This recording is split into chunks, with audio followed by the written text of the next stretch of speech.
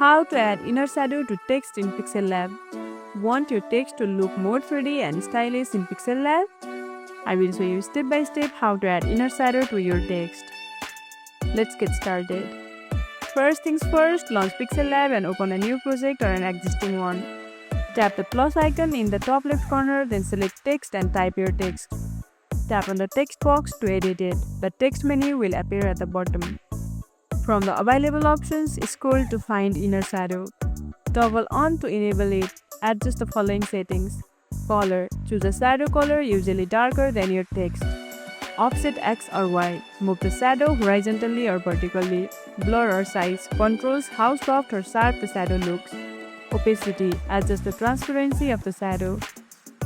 Experiment with the angle, blur and opacity until the inner shadow looks perfect. Combine with stroke or gradient for extra depth if desired. And that's it, your text now has a stylish inner shadow, making it stand out with a 3D-like effect in PixelLab. If you found this tutorial helpful, don't forget to like this video, subscribe and tap the bell icon so you never miss an update. See you in the next one.